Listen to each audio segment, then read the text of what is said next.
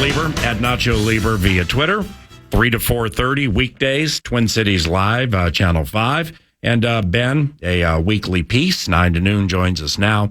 Matt Daniels, special teams coordinator for the Minnesota Vikings, in a roundabout way said that there is a list of position players set to kick off if they decide to go that route. Would you have been on that list? Were you playing these days? And good morning. To do the kicking off? Uh-huh. Not a chance. Really? Not a chance. You're an athlete. You got no kick to you? I got no kick to me. But if you no work I got no flexibility. Okay. I was a high school punter. I appreciate that vulnerability because, as you know, every receiver thinks they can play quarterback. Correct. They're always begging to throw passes in games. I mean, you played with Jarius, right? Correct? Mm-hmm. Yeah. I mean, Jarius was a high-end high school quarterback, and Jarius could throw it a little bit, but not at like the NFL. Jefferson, I think he's 4 of 6 with a long of like 24 to Dalvin. But even when Justin throws it's abnormal. So like every receiver always wants to throw the ball thinking they can play quarterback. I just thought that kind of trickled to the rest of the team where every athlete so competitive at the highest level thinks they can do anything, including kick off. Well, listen, I would love to have that much ego and bravado, whether it's real or not, because I've seen a lot of guys that think they can do something, and it's almost kind of like tongue-in-cheek. They know they can't, but they feel like they can't tell themselves mentally they can't do it. Like Adrian catching. Well, seriously, it was one of the most mechanical things. Like Adrian being a 3-down back. Yeah. No, not a 3-down back, just catching. You're the one that put it out there. Well, I just took it a little. You further. Practiced against him. I saw it enough. Tell me I'm wrong. It was a very mechanical operation. Yeah, I mean, trying to do catching things with him. Yeah, I mean, it's like anytime you see him swing out to the flat and you see the quarterback turn their hips like he's going to throw, it is that Troy Williamson like, yeah, yes, okay, he caught it. Yeah.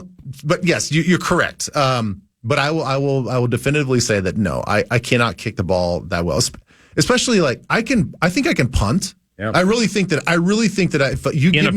if you give me enough time to practice, on the side, do a couple extra kicks during practice and stay limber and whatever, I think I could punt.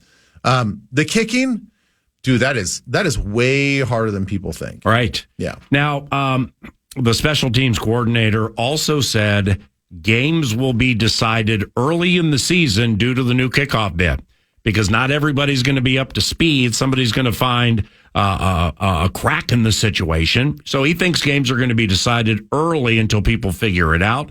Do you think we are sitting on a record number of kick return touchdowns this year? I really think we are. And I know that when we've talked about this before, I think when the XFL was doing it, the percentage was not as high as you would think. Right. I mean, I think there was maybe 1 or 2 return touchdowns compared to maybe previous years. So it wasn't a huge number. I do think that he's correct that it's going to take a while, because we've all done this before. And whether it's football or your own life, you take an idea, you put it down on paper, but until you actually speak it or actually practice it, you're like, oh yeah, that doesn't work. Like, oh, I never thought about that. When you actually implement what your plan is, you're like, oh, that didn't work.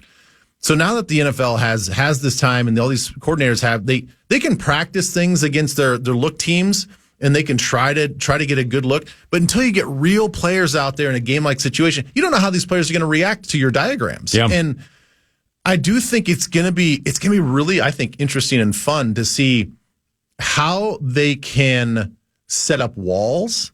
If you know as a return team, like, okay, well, if we think that they're going to kick it to our left deep, because it's going to be advantageous for any one of these kickers or these position players that play kickers, to basically coffin corner kick, kind of pin them up against that, inside the 5 in the corners. Mm-hmm. If you can actually do that, well, now you can kind of design, okay, well, we could set a wall if they kick it this way, almost like a punt return. Like, okay, we're just going to do this. We're going to peel this guy, even though there's a stagnant setup between like 5 guys on one side and 5 guys on the other side, and we have to be between, the 30 and the 35.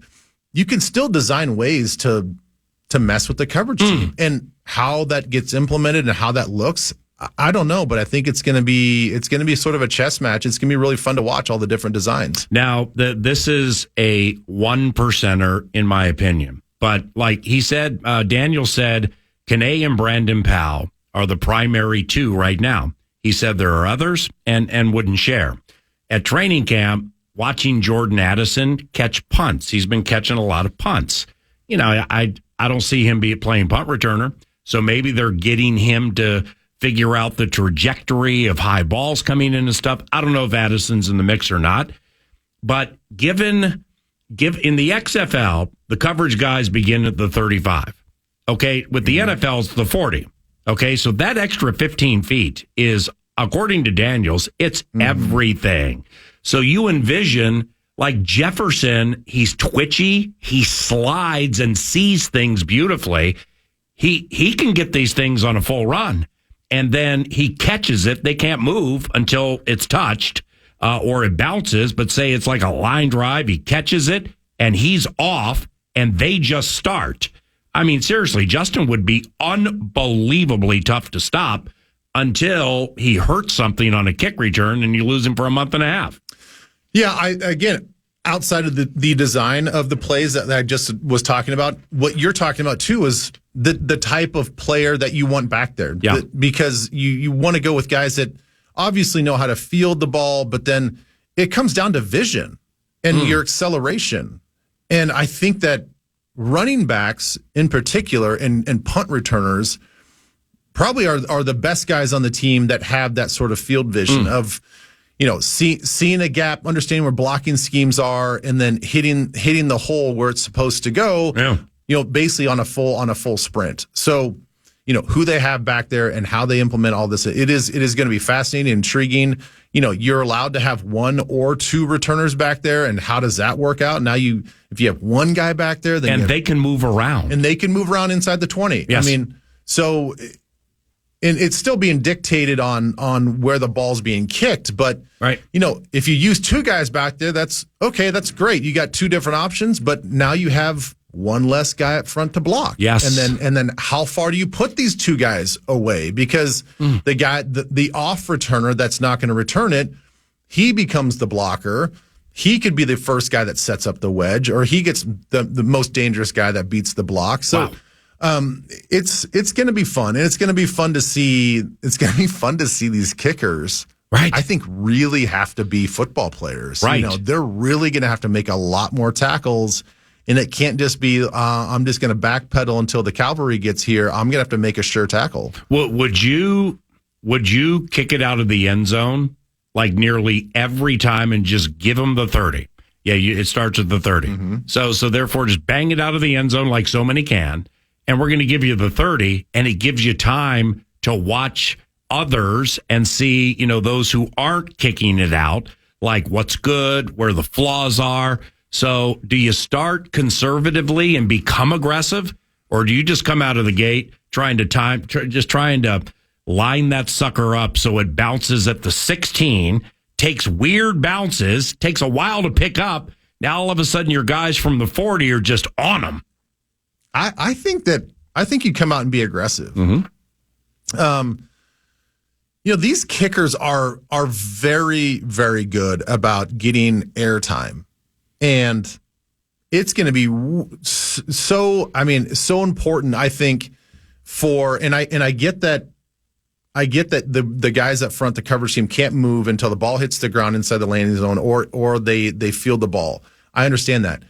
But having the advantage of locating where the ball is going to be before you start running is huge, because that was such a big thing when you're on kickoff. When you're on kickoff team and you're like, okay, we know it's going to be a right kick. And then you take off in a full sprint. You're reading the return team. They're turning their backs. They're trying to get in their blocking positions to set up their wall or whatever they're going to be doing. You're analyzing all this stuff, and you'd be surprised how many guys just run to where they think the ball's supposed to go. And they're like, well, you said a right kick. Well, the kicker didn't kick it to the right side. He kicked it more middle, or it was maybe left hash. And you don't do your assignment because you're not looking at the ball. And it sounds so simple and so ridiculous that we'd even be talking about this, but they don't have to worry about that now. They can watch the ball kicked and watch it float through the air and be like, okay, that's going to the right corner. Yep. And now I know exactly where to go and how to beat my blocker. Well, we're a week and change from the first preseason game. So you probably are up to speed on it, but I need to get up to speed on what about the extra point roughing the kicker? Penalty assessed on the kickoff. Well, right. I hadn't even thought of that until yesterday. And Daniels made it sound, I'm sure it's settled. I'm sure there's a rule, a 16 BC, comma, whatever. Okay, I haven't looked at it. But seriously, what about and the penalty will be assessed on the kickoff? What happens there? It's unbelievable. I have no idea. I mean, we'll figure it out. Yeah, I guess we'll figure it out. Right. I mean, I was just thinking, how does that change things? Sorry to put you in a weird spot. Yeah, I don't know how that would work out. I don't know. Right, but we will. We'll see how it goes by the time they boom it against the Raiders. Now, follow me on this. We're not requesting J.J. McCarthy change his number from 9 to 4 for Favre because of the gunslinger reference I'm going to make. But my man naturally has some gunslinger to him. I mean, you can see it in these practices, and we know. I think it's fair to say with O'Connell's offense, the way the staff puts it together, and the skill guys they have, that the system is good. It's organized. It's proven. And so like if it's explained to me, McCarthy is really good at the offense wants to go low to high and high to low. And he's just like really good with those concepts. Like what does that mean? I think what he means is they intentionally put a lot of route combinations that complement each other. So you're going to have levels and layers to the offense and to the routes. And so that means that you've got to be able to assess is my shot going to be deep based on what the safety's doing, or is it going to be something layered in between or a check down underneath? Keeping it on the same third of the field basically is the way I understand that. Look, he has been, I think part of his mentality and the way that he approaches the game really shouldn't surprise us, because when we were doing all of our draft analysis before the draft and getting ready to, which quarterback, if they're going to take quarterback, are they going to take? We all, started focusing on quarterbacks. It's like, this dude has that mentality. I mean, he can throw on the run. He's more athletic than people think. Eyes are down the field. The dude will try to put it in a tight window. So I guess for him to translate that mentality and that approach shouldn't surprise us. That's the gunslinger bit that I meant. He's not a computer chip. Not at all. He can run. He's an improviser, but he can run the computer. Yeah. But you know better than anybody, man, because you played in games that it doesn't always work the way it's supposed to work, and the other side gets to fool you and gotcha you occasionally too. It's like Cousins in those situations would take the hit, go down, bounce up, get you for 30 the next play. McCarthy ain't trying to take those hits, and he just naturally feels where the rush is coming from, and it's not slide in the pocket. He gets away from it nicely and fast, eyes down the field, and he's willing to take chances. And you know what else I've seen, and I could be making a bigger deal out of just the body mechanics and the movements, but in those particular situations where he's feeling the pocket collapse, to me, it doesn't seem panicked. Yes. I think some quarterbacks, and I'm not talking about our team, I'm just saying quarterbacks in general, that you can see they might elude the pressure, but there's a fidgetiness, there's a nervousness about which they move. And that does hamper their decision-making skills as they're looking down the field.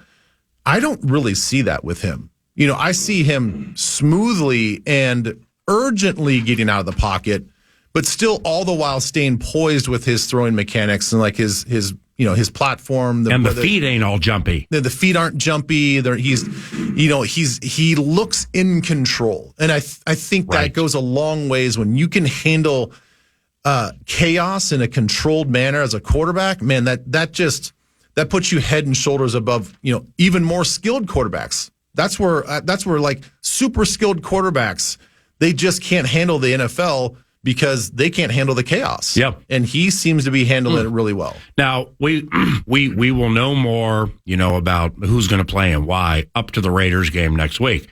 But as of now, if I were to venture a guess, because there is no joint practice into that first preseason game, then, if it's 10, 15, 20 plays for Darnold, Jefferson playing, that ain't happening. Mm-hmm. Darisaw, Aaron Jones, whole thing. But nevertheless, that doesn't mean you can't get 10 to 15 out of Sam off the players with whom he's worked in practice. Then, because the next week you got the 2 joints against Cleveland, where it's going to be ones on ones hard, like a preseason, kind of 80% regular season, 150% preseason. So I wouldn't expect Darnold to play in that one, and then in the final one, probably not. Yeah. You think that logic makes sense? Like Darnold a little in this first one, McCarthy a lot, then maybe Hall, simply because they know what they have in Mullins. Yeah, I actually, the way that you kind of laid out the timeline for those 3 games, I actually hope that that's what they end up doing. I mean, selfishly from a fan standpoint, I hope McCarthy gets quarters 2 and 3. Yeah, exactly. It'd be the bomb. I think it'd be great if we could get two series out of Darnold. We get the second, the third quarter out of McCarthy, and then Jaron cleans up the fourth quarter for this game, for the first game. And then, as you said, the next week, a bulk of their, I would say 90% of their evaluation is going to come in those 2 practices in Cleveland. Yeah. I mean, they will be designed to be hard, heavy. You get to see other defenses, other players. That, to me, is going to be, that's where they do all their evaluation. The game itself, I wouldn't necessarily get, from a fan perspective, I would like to see both quarterbacks again, but I would get it if they're like, no, we've seen enough. We don't need to see them in the game. I could still actually see McCarthy playing a little bit in that game, but mostly Jaron Hall. The Jets have joints before each of their preseason games. So they got like Washington and then Carolina, at Washington, at Carolina, and then the Giants, the annual New York bid. They have joints with those teams up to each of those preseason games. So how soon before they cut it to 2 preseason games, and then obviously add an extra regular? 18th, yeah. That's coming, right? That's coming, yeah. With a preseason game probably cut. Yeah. You think they cut 2 or just probably? No, I bet you they cut. I bet you they cut just the 1. Okay. They'll keep it at 20 games. Yeah. Even when I played, it's still 20 games. I know that they're different because regular season games way more important than preseason games. They mean more, they hurt more, all that other stuff. But I think they'll just keep that magic 20 number for the players on their bodies. And again, we're hearing a lot more of these coaches talk about these joint practices being way more important than these preseason games. I think the preseason games, I don't think they'll ever be truly eliminated, but I definitely think the importance of them are going to be diminished more and more as they add more joint practice. If I was a head coach, I would do exactly what the Jets are doing. Yeah. I would schedule as many joint practices as possible leading up to the preseason game.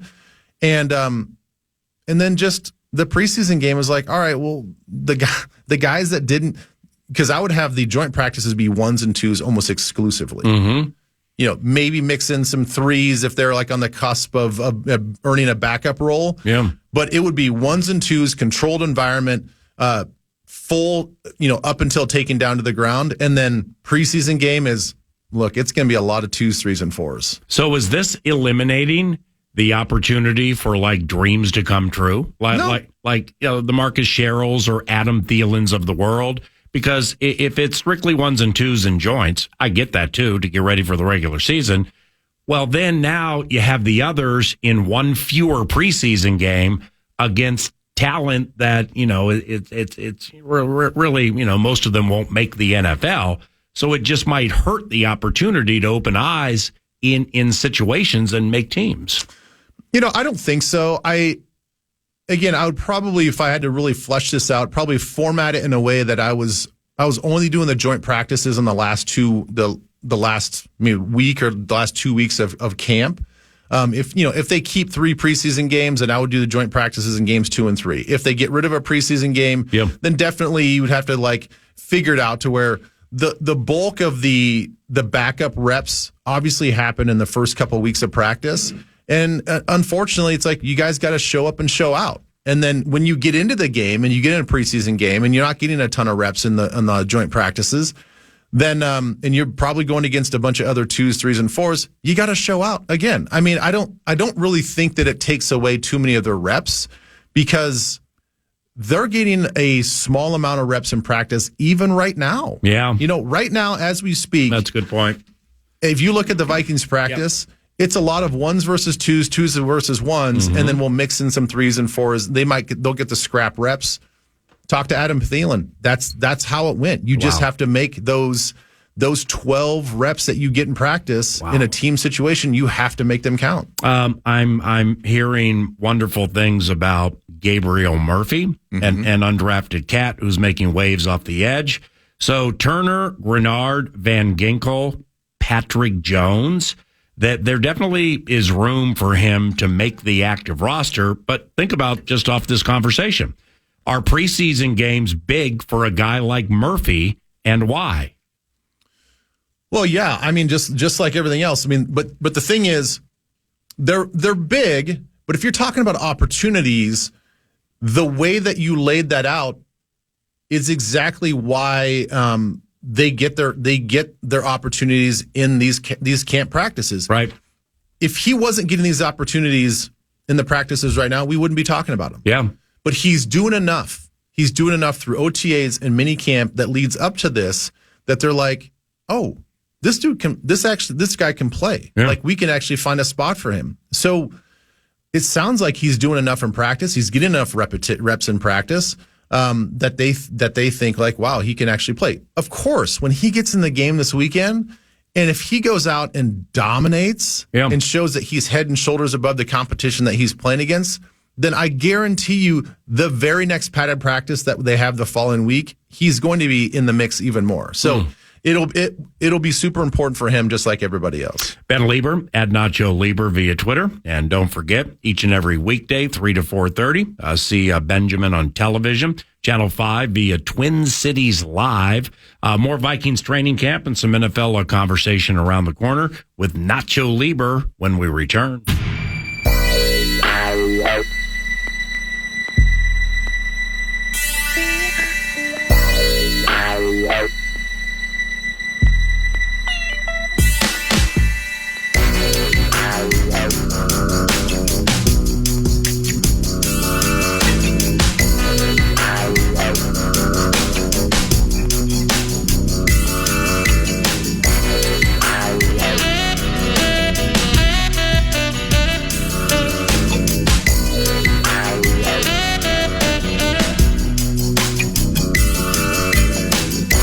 10:31. Alec Lewis from The Athletic joins 9 to noon about 30 minutes from now.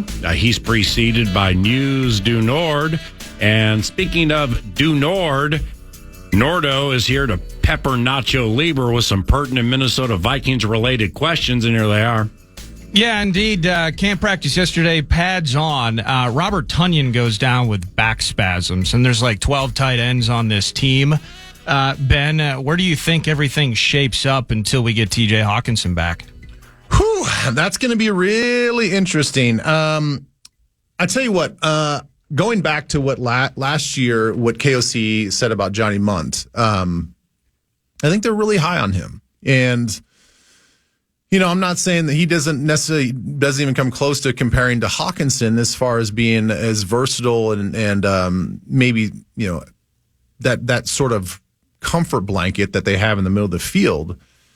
But I think that we're going to be okay. Josh Oliver, I think, really surprised people with his pass catching ability. It certainly didn't surprise himself. I mean, he's always thought he's been more of a better pass catcher than people give him credit for. It's just that his role in the offenses that he was in before, they want him to be, just be the stud blocker that he was. We used him more as a pass catcher last year, and I think that we were all pleasantly surprised. So I think he'll have the exact same role. You throw in Johnny Munt, and I think that we still have athleticism there. Certainly not to the extent that maybe Hawkinson has, but I don't think that this minor injury that we're dealing with Robert Tonyan is going to be that big of an issue. But to your point, there's a lot of guys. I mean, it'll be an interesting position to watch when we watch these preseason games because it seems like there's about 6 or 7 on the depth chart. You mentioned Johnny Monte. I saw a video from camp yesterday where he was mixing it up with Brian Asamoah after a pass. Threw the football at him. I'm not really sure what that was about, though, because I don't really understand why he was so frustrated with Asamoah. Well, and that's what I was curious about. I didn't see Asamoah do anything that was even remotely inappropriate or over the top. Just simply put a shoulder on a guy, forcing him out of bounds. And he couldn't move him, and it was Asamoah who went down hard. Munt didn't move. Tonyan didn't move. And that's the entire point of it. So you've seen your fair share of training camp scraps, and ultimately I saw somebody kind of followed up on it. It's like revenge was found. Like Munt scores a touchdown apparently later in the bit. Okay, that's fine. What revenge was required? I think Asamoah is a guy that's probably working hard for validating his Vikings existence and his role on this team. Yeah. I like seeing Asamoah getting physical. I had no problem with that. So as 2024 training camp goes, is that because Asamoah, came full speed, tried to blast him. Full speed, regular season type play. Is that unacceptable in 2024 training camp? No. Okay. I don't think so. I don't think the rules prohibit that sort of physical play. Look, we've all known that Brian's been sort of a little bit of a heat-seeking missile, and when you put him in the right direction and he knows where he's going, he can be an impactful player. I had to watch that clip twice because I thought at first, I'm like, was he going out of bounds? Was he did he have a foot out of bounds or two? It was dicey. When I watched the second, I'm like, not even close. He was still probably a good yard away from the sideline, and I'm like, well, what is he mad about? He's got a defender that is chasing him, and it was a hard hit. It wasn't like I'm gonna hit you and wrap up and try to knock you to the ground. I thought it was, in all intents and purposes, when we say this is a thud period, I thought that was like it was a thud. Right. It was a good heavy thud. Nothing to be upset about, but who knows? The thing is, this is what we talk about going against your own teammates for so long. I'm sure there's been other instances where Johnny hasn't appreciated maybe what BA's done to him, or maybe he's just frustrated with other things that are going on. There always usually is a little bit of a trail that leads to this sort of scenario. But that if you look at that play in a vacuum, I don't know what he was so upset about. And ultimately at this stage, Asamoah I look at him as fighting for his Vikings life in some respects in terms of the role that he's going to have. Do you see it differently, or is, we got Pace and Cashman, of course, and if we're looking at a depth chart right now, Asamoah would probably be one of those immediate inside linebacking backups. He played less than 40 snaps on defense a year ago. So it's like if health is not in question, it's after that rookie season in which there was so much optimism, Ivan Pace just kind of went and took a guy's job, and I don't see a spot for him mostly on defense. So maybe he's as excited about the new kickoff as you guys are for something to do. Well, that's just it. Is that I'm not saying he gives up. He's no chance he gives up on his fight to try to be a starting linebacker, but I think everybody knows, and he probably knows deep down inside, that no matter what he does, he could have, put on some sort of like superpowered jets and picked off that ball being thrown to Johnny Munt. I don't think it's going to change in the eyes of the coaches of who's going to be the starters, barring any injury. He's out there just trying to get better like everybody else, and he's doing what he knows best, and that's fly around and go 100 miles an hour. I don't think that his job is on the line. His roster. He's not going to get cut. His roster spot's certainly not on the line. Who's that? We're talking about Brian Asamoah. Yeah. He has the ability right now, and I think he has the opportunity. Yeah, I wouldn't go that far, but we'll see the rest of the offseason and the preseason games and stuff like that. I just think that if he embraces the next man up to C.J. Ham in the special teams role, that he could have a long career being a special teams player and being a solid ish backup linebacker. If he embraced that. If he embraces it. If you embrace that, I mean, with his size, speed, and tenacity, if he studies the game on special teams like CJ Ham does and takes that ownership of being a special teams captain, and let's just all hope that CJ's here for another 5 years, but he's probably on the tail end of his career, that if he could kind of just learn from the way CJ's done it, he could eventually take over that role that CJ's going to leave behind and become that special teams demon, that captain that we've always seemed to grow and love from our teams here. How long into this camp before you can start making big opinions on certain aspects or competition battles and such? We've had the pads on, then it's back to shells, and it's back to pads. We're going to see the super awesome night practice next week. Are you part of that broadcast? Unfortunately, I am not. And it'll be PA and Pete, I believe, on Fox, doing that for the night practice on Monday. Some more details there. Saucy and I will be doing a radio version of that during night practice as well. But you know, the idea of one-on-ones and all of this, and each day, I was talking yesterday, you know, Jay Ward taking reps at corner, or, you know, getting to see those one-on-ones, Darisaw v. Dallas Turner. Like, how much of that do you need to see before you're just like, I got to have it in that Raiders preseason game, and then that maybe that's the answer. That puts a cap on certain opinions going in. Third wide receiver, who's at the guard spot, stuff like that. I would say to feel really, really comfortable about where people are, I would say by the end of the week in Cincinnati, in Cleveland. Yeah. Because there are ways that you can find success against your teammates. You sort of understand their body mechanics. Whether you are intentionally doing it or not, just through observation and watching rep after rep after rep. I could tell you, you know, back in the day, if I'm going against Chester Taylor and Adrian and these other running backs coming out of the backfield and we've got to guard them one-on-one, I didn't find it extremely difficult. And I'm not saying I was successful every time, but it's like you just know their body mechanics. Like, okay, I know when he's this upright and he kind of takes this angle, he's going to fake to the outside and come to the inside, or vice versa. So do you get that off film from opponents, like yes. during the? Okay, right. Yes. Yeah. So that's what like made Antoine Winfield one of the, if not the greatest in the history of the NFL at diagnosing film. Is he would have that for a lot of different players, yes, and be able to quickly process. You're going here, you're going there, you're doing that. Yes. Wow. I think that's like the 300, the 400 level of watching film. I mean, a lot of times, you know, when you're learning to watch film in high school and college and certainly early in your NFL career, you're watching schematics. You're understanding where you're supposed to be with your play called on your offense or your defense, and you're watching just sort of an overall view of like, well, this is what they want to do on this particular play. This is how they run power, or this is like the route combination that they like, or this is the defense in a cover 2, whatever.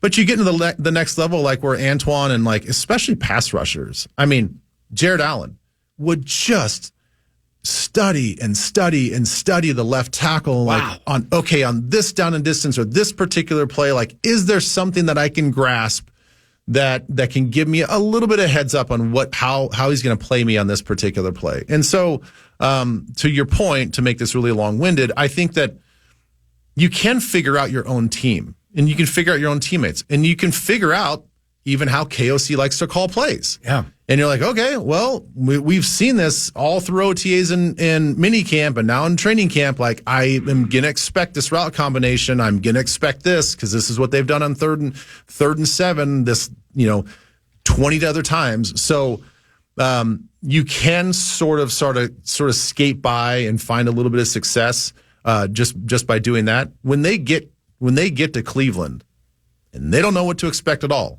you're not watching film before you go there. You're not scouting this team. Mm-hmm. You just show up on the grass, mano a mano. What do you got?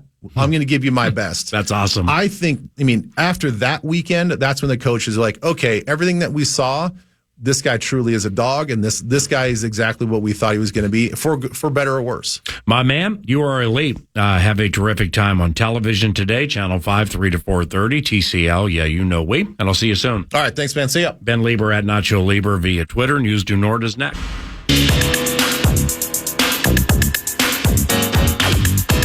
Welcome back. It is News to Nord, brought to you by The Casino. Not a casino, but The Casino at Canterbury Park, canterburypark.com. And you'll be able to find everything you need on the website, live racing schedule, event schedule. They got music and all sorts of family events out there. But you're feeling the felt, too. Mm-hmm. And that's the key. In The Casino, you'll play poker, blackjack, and table games all year round. And just have a blast. Go to canterburypark.com. Are you familiar with an old school Southern rock song that goes, "Hold on loosely, don't let go"? It's a 38 special at your favorite racetrack tomorrow night. You're kidding me. 38 special. Oh. Hold. It's a two-hit wonder. Hold on loosely and Caught Up in You, I believe it was a really popular song. So I'm curious, did they just play those two songs over and over again for an hour and call it good? Now, they generally play them as the penultimate and the last as part of the encore. So you got to wait through the first 45. But if you pull up the lyrics on your phone, if you're of the variety that loves Southern rock, loves 38 special, CanterburyPark.com. Get yourself some tickets. I believe they're there tomorrow night, though. I wonder if 38 special, and like you've probably seen this before. You've heard, the one-hit wonder groups, whoever they are, right?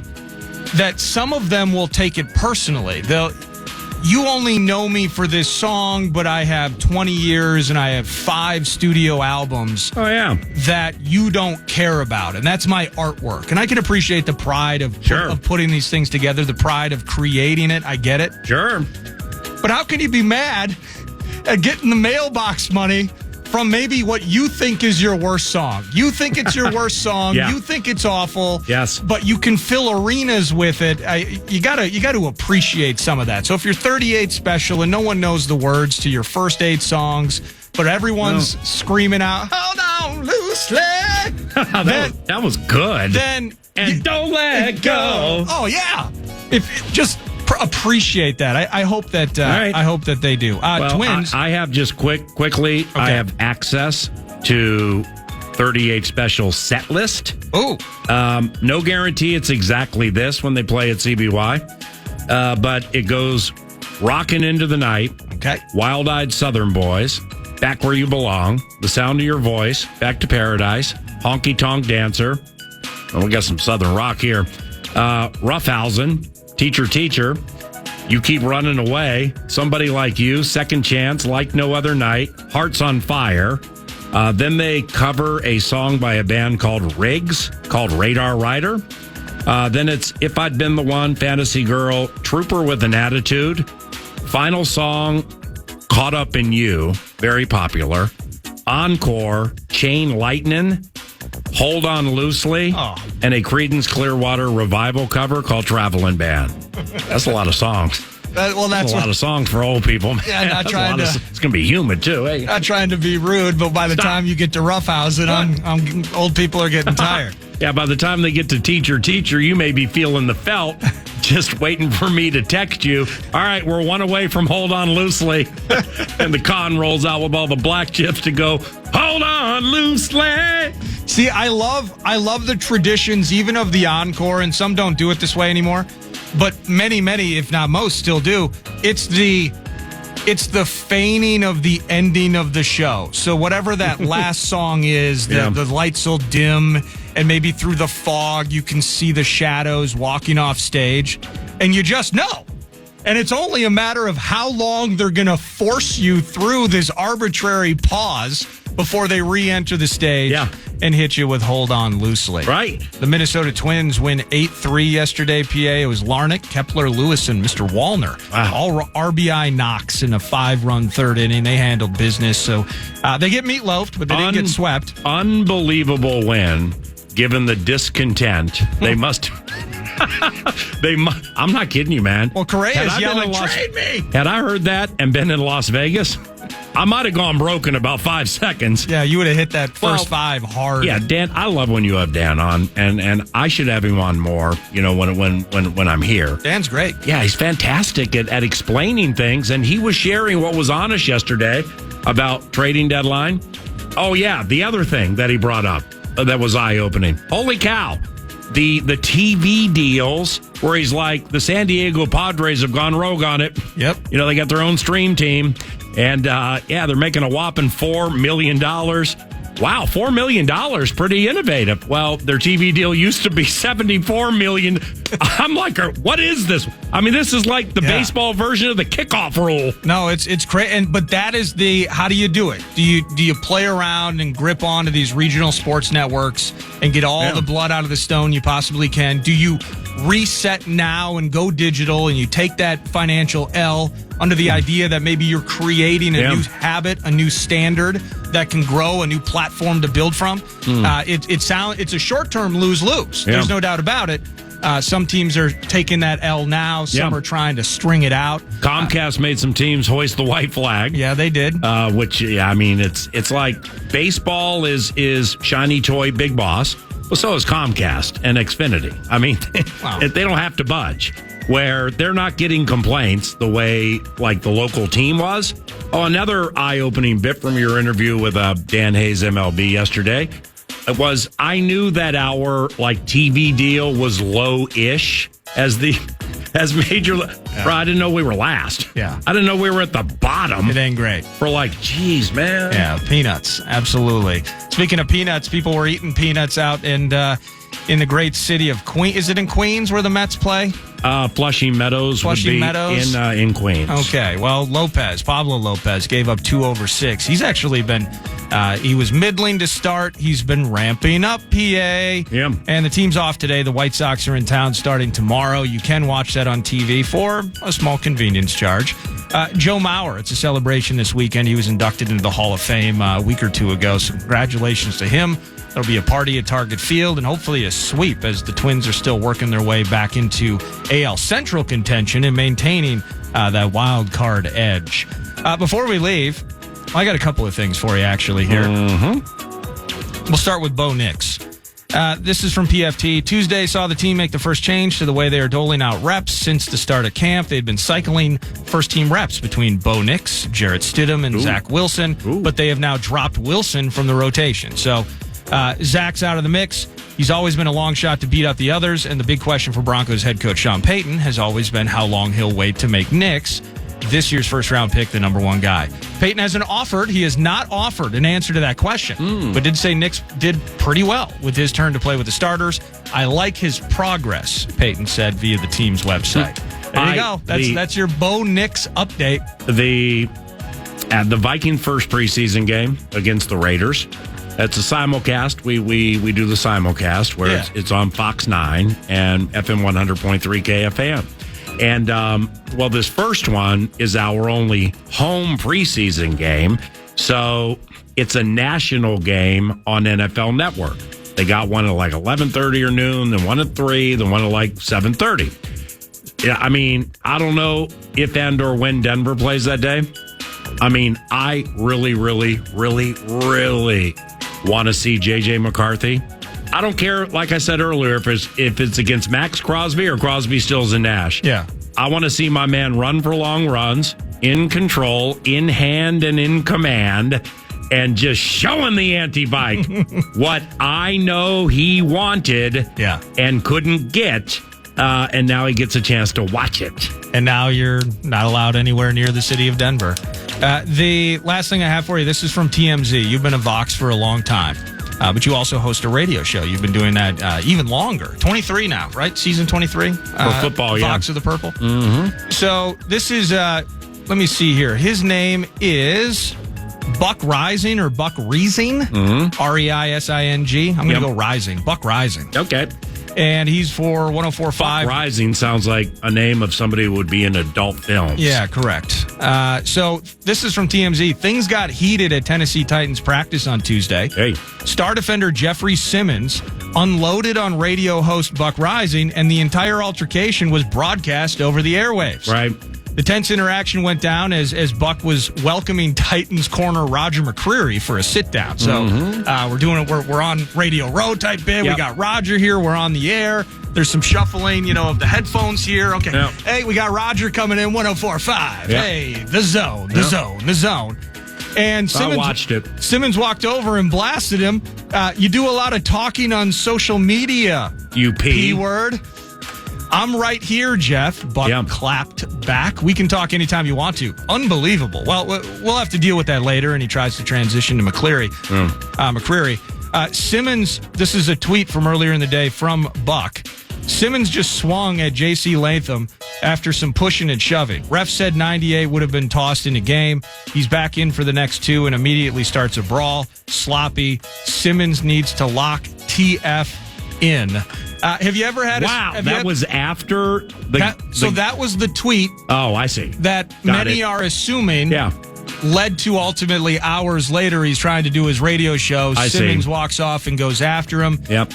You've been a Vox for a long time, a radio host. Mm-hmm. Has there ever been a catch-up moment where a player's like, hey, I heard you say something on a radio? You don't typically, you would not, I don't think I've ever seen you tweet something like that, so probably wouldn't be social. Everson, I've gone around the block with Everson Griffin a few times, and it like Everson and I didn't speak for months, and I can't even remember why. It was like during the season. But like we were doing, was it a show at Mankato training camp, or I was trying to do an interview or something, and this is probably 10, 12 years ago. And he was, I don't know if he was joking or not, but he was telling people to not come over and do the interview. Well, that's when that now all of a sudden you're starting to impact the bottom line. Okay, because I'm here trying to do a job, my man. You're working on your spin move. I don't know what your problem is with me, but I went right to Leslie Frazier. And I said, this has happened. With a member of media relations, and I said, this has happened, and it's dumb, and I have no idea why it happened, and it was fixed. So then we had the appropriate players beginning the next day on KFAN. That's about it. Everson has to be, and this is considering there are other things that we know about, have been reported on and things. He will always be one of my favorite personalities that I've interacted with since I've been at the Fan and been, I mean, just the innocence there, the always excited, the energy boost there. Yeah. Everson was one of the great characters I think I've encountered since working with the team. One of the authentic, genuine, great characters, 9 to noon, as with whom we have dealt and or worked over a long time, is Alec Lewis of The Athletic and theathletic.com, and he joins us next on KFAN. Well, Abbott was outside the studio telling him not to come in and do the segment, actually. Right. Well, that means he'd actually have to walk down the hallway to tell him, and I think we have bad foot terrorism today, and if that's the case, we feel really bad for him.